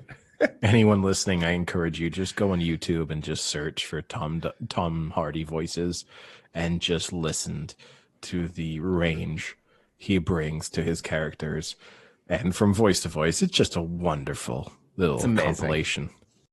So with that, where do we want to go next? Premier League? Do you want to give your 5-minute hot take on what's going down? Yeah, one of the most surprising weekends in Premier League history, I would almost argue. Not in the sense like the results like this were the norm 10, 15 years ago in some respects, but the idea of big teams losing all on the same weekend has become so unusual in a league where normally the top two have 90 plus points. So to have both of the predicted top two lose, City draw and then United lose 6-1 and then Liverpool lose 7-2. Just unbelievable. I mean, it's United's credit to Ole Gunnar Solskjaer. he may not last long as United manager, but he has managed to tie one of Alex Ferguson's records, which is equaling United's record Premier League defeats. So he gets that one. People didn't think he could do it, but 6-1 seemed an unlikely defeat for United, but he pulled it off. But then the 7-2 defeat for Liverpool, almost unimaginable. I don't know what the odds would have been on predicting a Villa win by 7-2, but you'd be a multi-millionaire. Did someone bet it? Do you think there's one person on this planet that bet it? No, I don't. And I think it would have been odds on request, and you would have got a 500 to 1. Yeah, that would have been so shitty if that's all you got. No, I mean, and that's the crazy thing, right? Usually when we talk about weird upsets, right, we always say someone out there has it. And I think this falls into the category of no one out there had it. Yeah. I could imagine a world in which someone bet on Spurs to beat United 6-1. They would have been an idiot to place that bet. However, I could see them doing it. But no one is betting on Villa beating Liverpool 7-2. And here's the thing is, the 7-2 almost flattered Liverpool. Yeah. It was a weird game because Villa had, 18 shots, but they only had 39% possession. And everyone was lording over Liverpool and the way they high-pressed Arsenal when they beat them 3-1. And to be fair, a really good performance. They deserve to beat Arsenal. But then I think, apart from a few of the deflections, I think almost every Villa goal was a ball over the top. And it was exactly the frailty. So I'll bring it in because I'm a bit worried that Eddie wouldn't. It's the frailty. Good use. The frailty of Liverpool's without Alisson looks pretty telling after that. But if teams realise that the way to get behind Liverpool is just to put a ball over the back of the defence, and they score 7 from what is a potentially that team is meant to be battling relegation, and they've just put 7 past Liverpool. It's insane. I don't know what's happened this year, but teams have completely forgotten how to defend. Yeah, I think that's true across the Premier League so far. Yeah, every team, right? The clean sheets are few and far between. But yeah, I agree with you. I don't know how you look at how the way Liverpool are defending right now. And here's the thing is, City have looked so frail, to use my key phrase, my catchphrase. City have looked frail at the back, and then Liverpool just made them look like a fit and healthy 25-year-old. So it's a tough one. And it was because we obviously were speaking, and after City drew with Leeds, season over. I messaged you. I sort of thought, that's it. Season done. Honestly, season done. Liverpool are going to be 5 points ahead of 5 points, in a sense that even if imagining that they win their game in hand, they will be 5 points clear of City. And that is going to be too big of a gap for City to close, even after 4 matches. And that's saying a lot, but it's just under the idea that Liverpool will amass 90 points. And so how are you going to close a 5-point gap after 3 matches? Just as crazy as that, having someone bet the 7-2, who would have bet that Villa is in second place and has played 1 less game than everyone else? What would the odds on that have been? 1 less game sitting in second. So I'll give credit here in a sense. We have a future guest coming up who is a guy who speaks. He does Football Manager videos, which will be a world that, Frank, you are totally unfamiliar with. That being said, he had a tweet that I quite enjoyed after this weekend's results, which he said, this weekend's Premier League fixture results are a bit like when you play FM 20 years in the future, and these are the results. It's all the regens and things like that. Yeah. And everything just takes on this weird reality. And just nothing seems right. And suddenly it's like, oh yeah, of course Villa beat Liverpool 7-2. That's the way the world is now. And he's right. It just seems like just there is no way anyone out there would have predicted this sequence of results. It's just totally inconceivable. Yeah. And like, it's not often that you see a series of results in any league, even in the NFL or Major League Baseball or the NBA or whatever. It's not often that you see a series of results where you just go, no, could not have imagined it. Like the equivalent, I mean, for any of our American listeners, the equivalent of Villa beating Liverpool 7-2 is as if the Jags went and beat the Chiefs 55-10. You know, like it's just so no, crazy. maybe like Giants. No, maybe Jags. Sure. Yeah, they're not the worst. They're not team. the Villa are not the worst. worst team, right? Like, yeah, and they're getting better in the transfers that they made in terms of bringing Barkley in and stuff. They've made improvements. So, and when you got Grealish, whew. Yeah, they're probably Villa keeping Grealish was massive. I wouldn't be surprised if most of Villa's signings came because Grealish had signed that contract. People like Ollie Watkins, I think most people needed that creative midfielder, and if he was gone, in the same way that so it was transfer deadline in the Premier League today, so the window for signing players is now shut till the new year, and Arsenal just signed someone called Thomas Partey, which in my opinion is exactly the signing they needed. But going back to the point, if Aubameyang had left Arsenal, most of the players wouldn't have signed for Arsenal that have this season. And I think it's probably the same with Villa, is that if Grealish had gone, most people wouldn't have signed for Villa because they would have been like, it's a relegation team. It's almost either pointless because I'm not going to get signed by another team, or they're not going to give me a wage because they're probably not going to spend the money. And it's kind of worked out well for them. Yeah, no, I think Villa have definitely transformed themselves into being relegation candidates to being safely mid-table, I would argue. Yeah. They've made that push into now whether they finish 15th or 8th, they're kind of any sequence of injury luck or signings in January are all just a good run of form could change all of that. But fundamentally, they've put themselves into that realm. So they've definitely pushed them. If Villa go down this year, it would be stunning. And not just on the back of, obviously, them beating Liverpool 7-2, just the quality of their squad. Yeah. So you could argue that Villa have had the best transfer window out of any team in the Premier League. At the moment, yeah, I'd agree with you. I mean, you could also maybe Everton, because like Alan... Rodriguez. Yeah, but Everton have lost Theo Walcott. Oh, yeah, he's gone back to Southampton after 15 years.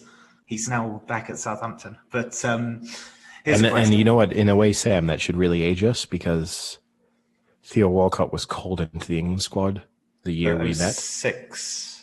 The 2006 Germany squad. Yeah. The year of your meet cute. In a way, Theo Walcott's career has sort of mimicked our friendship in the sense that so now it's in I'm done with you. You can fuck off. Goodbye. Yeah, so my way of saying I'm on loan to Frank at the moment. No, you're on loan. I don't want you. Oh no. Wow. Okay. Sam, you're on loan to Paul. Oh God. Oh no. Oh my. But tell you what, Man U. What an absolute train wreck of a performance that 6-1 was. I mean, they've now shipped 11 goals in 3 games, and they spent on central defenders over the last 3 or 4 years. I think it's 300 million. And so what do they go and do? They sign Cavani, and they sign Tellez, which isn't the worst signing in the world, but that doesn't fix the center of defense in the slightest. And they signed Diallo, who looks a really good prospect too on the wings.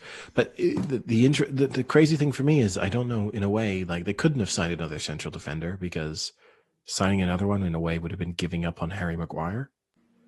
And he looks awful. I mean, did you see he tackled Luke Shaw? He didn't even tackle him. He ripped him down. He held him back and ripped him down.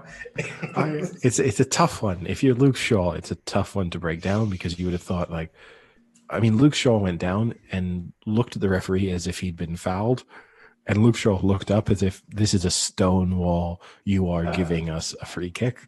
And then obviously has had to realize that, no, the person who has ripped you around the shoulders for no reason at all is one of your fellow defenders. Just as he was like stretching his leg to belt the ball away. Oh, yeah, it would have been fine. Harry Maguire, if Harry Maguire had done nothing, it would have been good defending. And that's the difficult one, right? I mean, has anyone had a bet? We said just now, I guess, in a way that Villa had the best transfer window of any team in the Premier League. Has anyone had a worse couple of months than Harry Maguire? He's still pending getting arrested again. No, I mean, at this point, isn't Harry Maguire lucky that he isn't in? Like, isn't he looking back on his summer and thinking, "I wish I'd been put into a Greek jail"? I mean, you could imagine like captioning a photo with a bubble saying that, like, "Oh, I wish I was in He's Greece." Close to being dropped. I mean, I'd argue he should be dropped from the United team, but like he is close to being dropped from the England team. Yeah, but the problem with dropping Maguire is that you might as well bring in like Jake or like one of our friends in the same way that referee. In the same way that you were close with the Niners being quarterback because of injuries, like with Man U, there'll come a point where they'll look around the changing room and they'll be like, there is absolutely no one here that can be defending. It'll be like that classic story where they look into the stands and just go, Here's the thing is, Bailly didn't look good this weekend, right? But it's difficult to look at their team and say that Bailly and Lindelof are not a better combination than anything involving Maguire. And the only reason you're going to put Maguire in there is because of the price tag that they, associated with bringing him in. Yeah. And that's the tough thing for them. I mean, if you're Leicester, you must feel like it was daylight robbery at this standpoint. And I don't think anyone felt like that when the transfer went through, because I think most people thought that Harry Maguire was one of the best central defenders in the Premier League, and he was going to be a Man United defender for 8 seasons, so 80 million or whatever it was, well worth the money given the current prices. But now, I mean, what's his current market value? If someone was legitimately trying to sign Harry Maguire and they really thought they were getting a fair price, £10 million?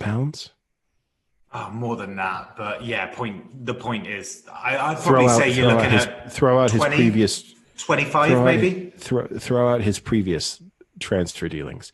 Imagine he was, say, still at Leicester, but in current form. What would you be paying for him? I mean, for starters, he wouldn't be playing for Leicester, and that is the real. He just wouldn't have the hype about him. Like you say, it made sense at the time because he was just insanely consistent in that role. And also, too, right, you must look back on it and say, did any player profit more out of the 2018 World Cup than Harry Maguire, in the sense that a couple of headers from corners basically made him the most valuable defender in the world. And then he has that meme about him as well. So even like riding on a unicorn or whatever in a pool. But I mean, how can you not sign him? And now look, you could say James Rodriguez. No player profited more from the 2014 World Cup than James Rodriguez. And it has taken him arguably until now. Now it's too early in the season to say that he has recovered, but he's looking great at Everton. But it has taken him 6 years, and he's basically wasted his career at Real Madrid and at Bayern Munich to now get to a stage where he's in a position to sort of thrive. Harry Maguire might end up looking in a weird way back in the same way that Harry Maguire may end up being a central defender for, say, I don't know, Leicester again 5 seasons from now, and finally feeling like, okay, now I'm in a position to be the defender I thought I was. Yeah, there's a lot of those moves, isn't it, where they go to the big club, it's the big money signing, and then they instantly regret it through just realizing. But I just think Man U are a complete Titanic of a team at the moment. They're just like the Woodward policy, the transfer policy. There's no logic to it. Exactly the positions Man U didn't need to sign, they signed in this transfer window. It makes no sense to me. But also, everything fundamentally is now a negative thought for Man U, right? So Cavani is a good player, but you're not going to see it like that. What you're going to see is like, okay, well, he hasn't played for, what is it, like 7 or 8 months now? I don't think he started for Cavani PSG. one too is it just falls into this weird trend of United signing aging, Well, like Igalo as well. high profile strikers / forwards, and it obviously worked out with Ibrahimovic in that he had a very good period with United, but they did it with Falcao, they've done it with Igalo, now Cavani is the next one, and it's just this idea that it's as if 18 months from now, United are going to be signing Suarez. It's just, okay, look, you're a little bit past it, but you're still a big name, and maybe you'll be able to deliver the goods. So let's bring you in. Your work ethic is good. It's kind of just like, can't you do better? And it's just, they probably needed someone up front to lead the line. And maybe Cavani, you never know. Cavani might be great in that sense. He might be exactly what they want in sort of, in a way, a more stereotypical center forward around the pace that they can put around him and the wingers and the sort of,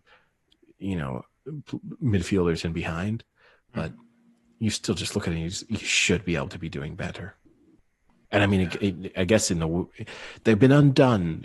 They obviously tried to sign Holland, and because of the fact that they refused to do deals with his agent, meant they didn't sign him last January, and that's probably in a way been the signing they really needed if they were looking for someone up front as well, right? Oh, okay, yeah. Sancho's bizarre. I don't even get the Sancho. I don't even get the Sancho ongoing. Like, Sancho's not playing. He's not in the Dortmund squads.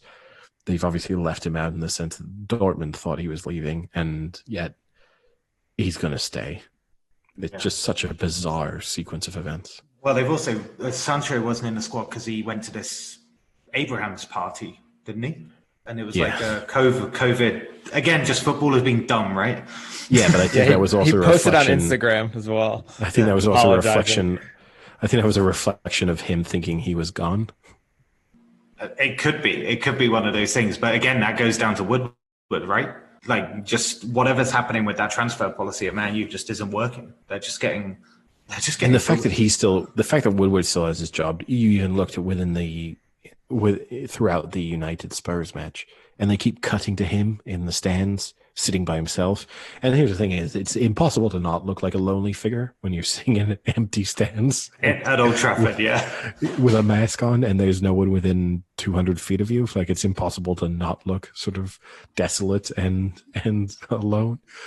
But the fact that when you're doing it, when they're cutting to you, when your team is 4-1, 5-1 down, and you just look and you're just staring blankly towards the pitch, I also just feel sorry for Ole Gunnar Solskjaer, and that I don't know how good of a manager he is necessarily. He obviously is such a nice guy.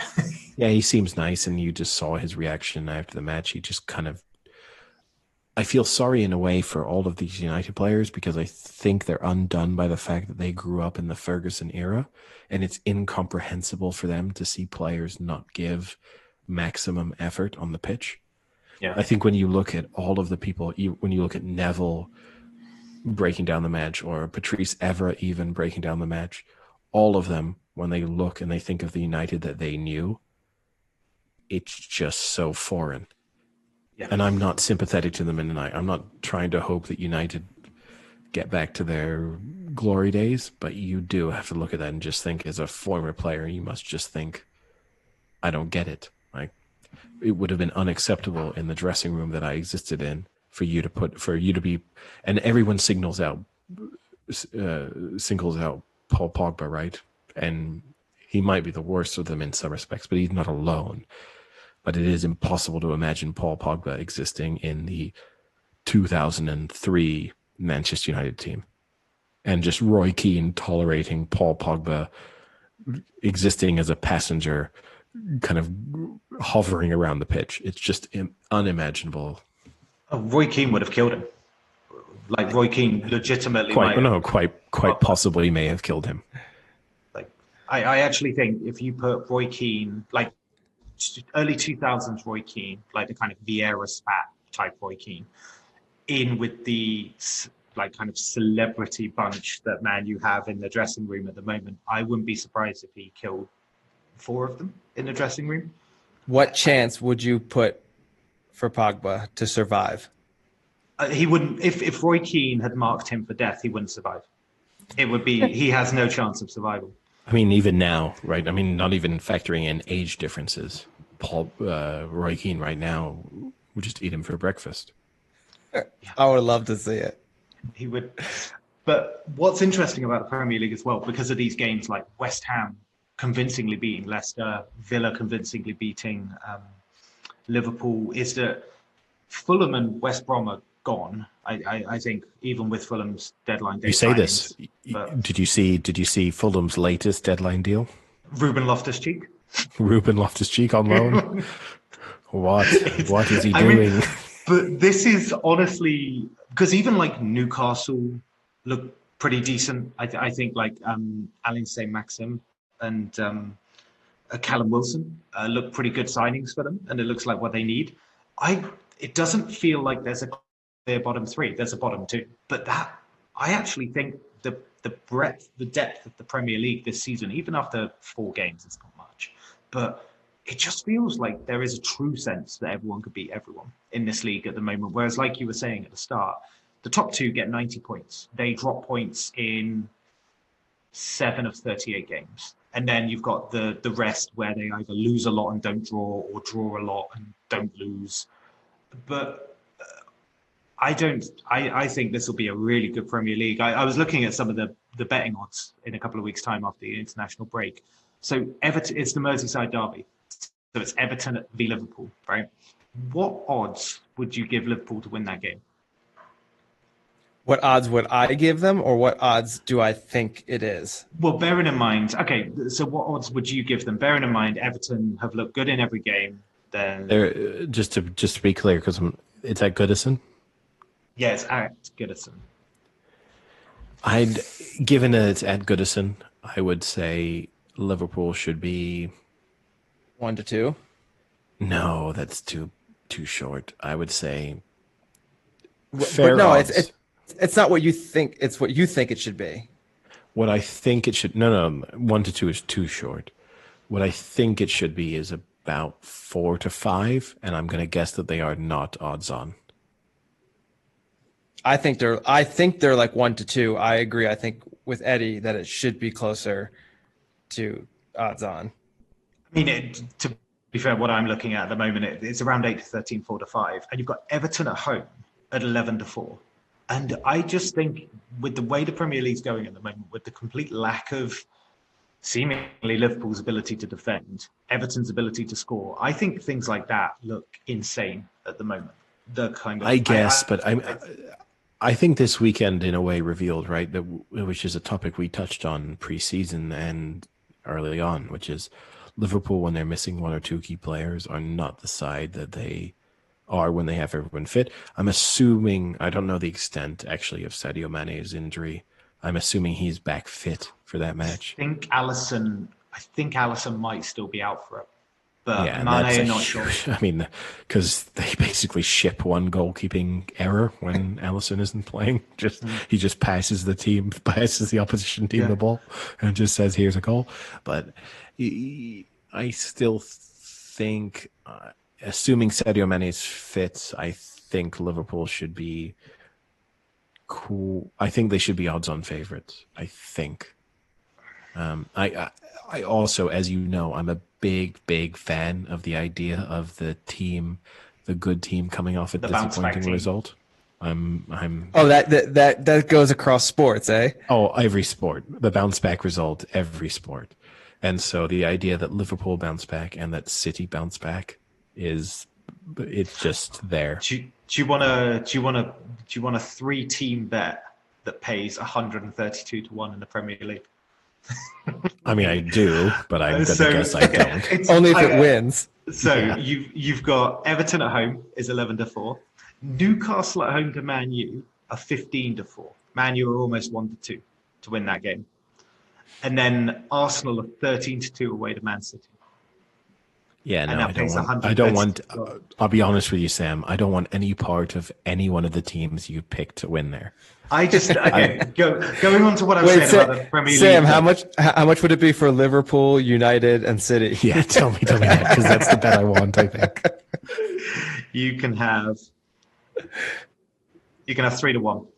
Perfect. Okay, I'll Really? take that. You would How take many Thank you very places much. can you 3 to instantly 1. triple your money? You would want 3-1 on that. I can't see it, and it's just going back to that point that I think this Premier League. I'm going to call it now. I'm going to say it now. I'm going to declare this 2 weeks ahead of time. That's my bet of the week. Your bet of the week is to bet now on something a fortnight away. I just want to actually touch on too, because I mean, I know we don't usually do the roundup until till the Thursday when we do our next bet of the week. I just want to touch on my bet of the week one. Both the original. No, I'm not saying I'm alone, but it was my original threefold, and then the rolling over into the second stage games. Right, I'm going to say like I'm very confident. I'll roll it all over. If you did my full. You did my full sixfold, roll it all over into the United Liverpool City threefold. Are you taking Chelsea in that? Who are they playing? 1-2 at home to Southampton. No, I'll leave it out. Don't trust them. Oh. He only likes teams after big losses. I also want to say, right, you guys asked me, and whilst we all picked the Niners to win and cover the spread, when I said roll it over, and then you said you're not including the Niners in that, and I said no, the Niners stay away game. Didn't feel good about it. Look at these humble brags. Forgets all the ones he doesn't mention. Just saying. The only reason he's saying this is because he listens to the podcast every afternoon. He just loves to put it on and listen to himself. Like, oh, that was such a good one I said. Listen. Oh yeah, just on repeat. Sometimes just listen to the same 15 seconds. When I have a really good joke, I just go. He's gonna listen to his Bane impersonation 45 times. Oh yeah, out of the shadows. Speaking of good tips from Eddie, you watched the Arc. What do you think of the race? Oh, I mean, I called it months ago. I mean, success. When did I say that? When was that? May, June? I don't even know when I said it. Was it 2015? I don't know. Even before Success was born, I don't know. But yeah, no, I think I said Success was going to win, and Success won. Look, it was a disappointing. It was a disappointing result. It was a disappointing result in the sense that I think that, as I said to both of you, I think that Gosden and the whole team behind Enable deserve credit for throwing Enable out there, fundamentally knowing that it was probably going to lose. And I wish more owners and trainers would kind of do the same thing, which is that they chased history, even knowing that everything was kind of going against them. And it was just like, look, even if it's a 5% chance things are going to go the way we want in this race, the outcome of winning is far greater than the downside of losing. And when you do see now, obviously O'Brien, all of his horses in the end were removed for reasons we will find out about later, but contaminated feed supposedly. But he pulled Love out of it before all of that, basically fearing that, well, we're not going to ruin Love's record. And I think they just, I don't want to kind of go after Enable too hard, because I wish more owners and trainers would just say, let's roll the dice and chase history. Yeah, no, I agree with that point. And O'Brien is a classic annoyance when it comes to that. I mean, the ground will be like good to firm, and then it'll go from like good to firm to good, and he pulls out 3 of his horses. Like, oh, it's not going to go on that ground. He's so sensitive to things like that. And I get it. I guess when you have so many horses and so many opportunities, you just take them out of that one and just wait for that one race that it wins its Group 1, and it's going to bump up, how much money you're making in the grand scheme of things with that horse. But it's annoying. And I really did. I also kind of respected them for just putting Enable out there. Like, there was no chance it was going to win on that ground. I mean, it was a mess. It was awful. And I mean, you saw the horses that did win were definitely horses that were way better suited for that. Like in Swoop, everyone was punting in Swoop because it had won on heavy before. Both its lineage was like heavy, like all over the cards. So, like, and it showed. I mean, in Swoop almost won, and put in Swoop next to Enable on a good day, I don't think it's even that close. The only thing I will say is, and they obviously had the stewards inquiry briefly, which didn't really matter. Both Enable and Stradivarius had their races absolutely ended at the point at which they were both being produced.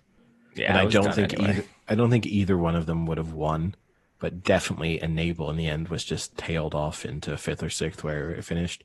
And Enable probably would have been sort of, close-ish, a length off the winner if it hadn't been absolutely hampered at that key stage. So there's no way it's a length off the winner. No, I think when you look at 5 lengths, maybe. Well, no, it wasn't far off 5 lengths even when he stopped riding it. It was like 11 lengths off the winner. I mean, no, I think when you look at it was traveling pretty well at the moment at which it just was completely hampered. And again, I don't think for a horse that I think it was shot. It was traveling. I don't think Enable was going to win, but I do think in a sense it's a little bit of a shame that potentially that might be it's the final race of its career because, right, like now there's the argument maybe it's going to the Breeders' Cup, but then maybe the Breeders' Cup is not going to take place because of COVID and all of that. So there's that issue in play, and definitely the idea of European horses traveling there might be a slight risk. So it might be the last time we see Enable, and the fact that it didn't get a clean run. Now, again, the interesting thing, right, is Gosden is such a negative human being when he talks about the prospects of his own horses, and he's fascinating to listen to. But one of the things he talks about whenever he talks about the Arc is in a field of that size, just getting a clear run already takes an element of luck. And when you look at Enable like on Sunday, it didn't get that. So there's just there should have been more. even at its best, it wasn't going to win given the way it was hampered. I mean, it should have been more congested, right? I mean, if anything, that became a small Arc field. Yeah, I was actually really small. Yeah, so, and also O'Brien's horses like Serpentine and Sovereign would have been front racing as well. They would have been near the front. I can't really remember think the one thing style, but I do think this, right. I kind of dismissed Sovereign in a way. Sovereign might have won that race. A front runner who would have handled that ground. Sovereign might have won that race. Or Serpentine. Yeah, or Mogul. Serpentine, yeah. But now here's the thing is too, right? Talking about that Arc weekend, there was one horse that did manage to achieve winning a race 3 times, which was One Master, who we discussed in the Prix de la Forêt. And that deserves credit because that's just in any of those races on the Arc weekend, that's an incredible achievement to have won that 3 times on the bounce. And also for anyone, if you're not following us on Twitter we also tipped up Princess Zoe to win the Cadran after talking with the owner and trainer on the Friday night, who were exceptionally confident going into it. And the horse justified its confidence on the Saturday with in the end, quite an incredible ride to sort of track down a leader in such heavy conditions. It was pretty impressive because I have to feel, I mean, maybe not, but I feel like horses are probably like humans where if they're in a race and they see something so far out in front, you've got to kind of lose that competitive edge a little. And it looked like that race was over. I mean, that horse had to be up, 10 lengths at one point? Oh, more. And then that was a great ride by that jockey. You have to credit that jockey for keeping that horse moving and keeping him into it, and then just getting him closer and closer and closer. And then once he got close enough, you could tell the horse just kicked it into overdrive and just beat him at the line. It was a really impressive ride from someone who you easily could have thought like, oh, that horse is done. Like there's no way it's coming back. And it just clawed away. Like it was a fun race to watch. Yeah, no, it's an enjoyable way to watch a horse win a race. But no, it's overall, I still think it was quite a good Arc weekend. But yeah, maybe not the thrilling or best arc ever that we'd predicted. But there's always next year. Next year's arc is going to be amazing.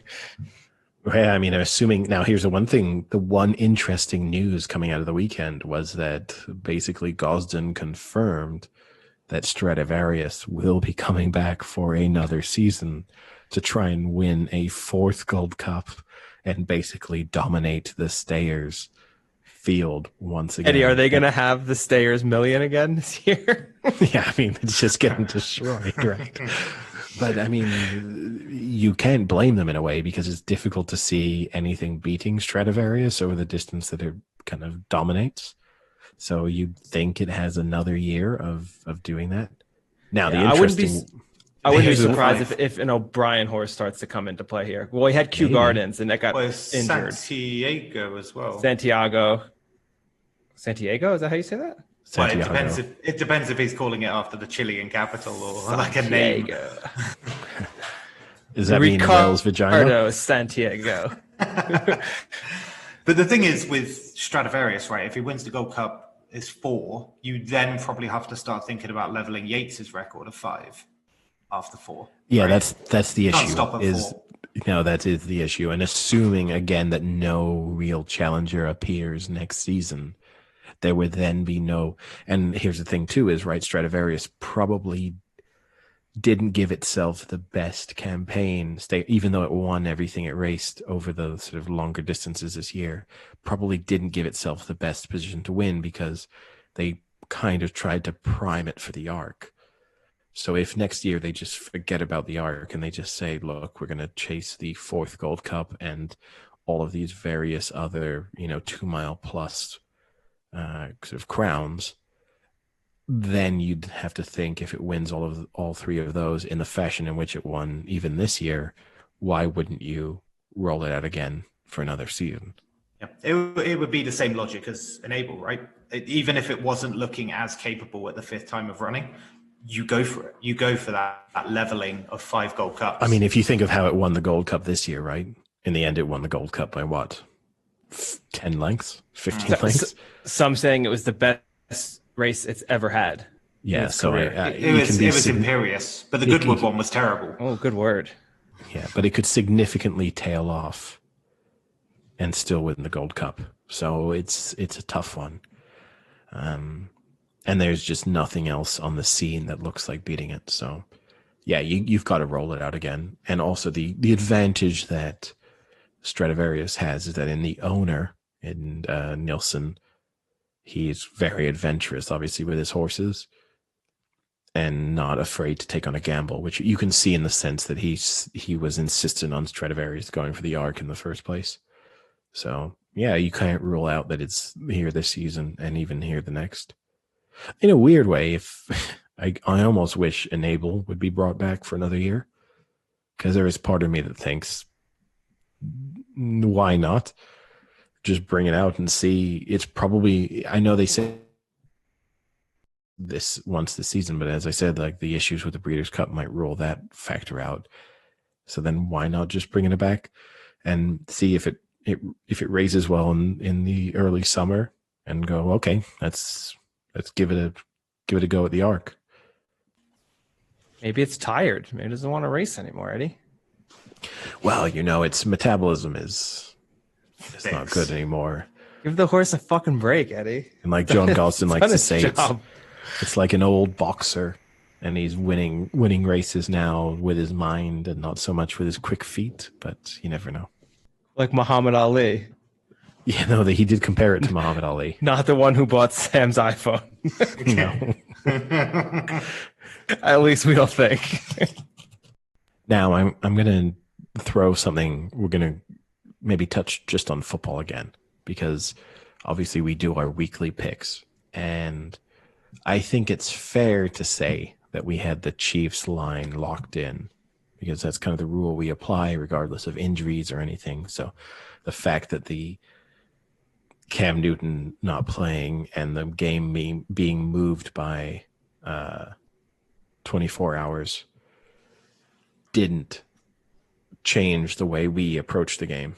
That being said, the line moved from when we picked it. I think it was 6.5, and I think before kickoff today it was 11. 11. Wow.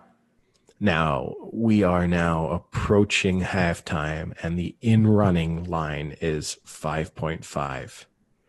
So I am going to give. You don't have to, but given the current circumstances, would you have still taken the Chiefs minus 11? Had you had to have made, like, if you could right now take the Chiefs minus 11, are you taking them minus 11? The current score is 6-3. Oh, even with the current score? Yeah. Whatever. Yeah, no, I mean, like, would you have taken them pregame, and are you taking them now minus 11? Yes and yes. So minus 11, knowing that Cam Newton wasn't playing. Exactly. And now, look, I'm going to say for the purposes of our like pick contest, we're still locked into the Thursday lines, which is kind of like the way we approach it. But okay, yes, and I'm going to say right now, yes. Now we won't count it as being wrong if they now win. But I just thought it was interesting just to put that on record. That I think one more score, they're going to have more ball because Cam Newton isn't playing. That would have been my logic for the 11. And the Pats are doing exactly what we said they were going to do, is try and slow down the game, limit the number of times the Chiefs touch the ball, which they have, and the Chiefs only have 2 field goals, which is unfortunate because they drove right down the beginning. But I guess it depends on. I guess you could say it depends on if the Chiefs can get up by like 2 scores, you're going to force the Pats to start going away from that run game and throwing it. And then the Chiefs inevitably are going to get the ball back more and be able to score more. I mean, it's worth having saying, said right, given the it current looks like situation, the Pats are going to take the lead. or at least it's 6-6 at halftime, right? Yeah. Like the bare minimum, we're looking at a tied game at halftime. So you're saying you want to take the Chiefs minus 11 in the second half. And I'm going to say I kind of would still do that because that's just 2 scores. And if they score a touchdown early, that could very easily happen. But yeah, you're looking at a very strong likelihood that they are losing at halftime.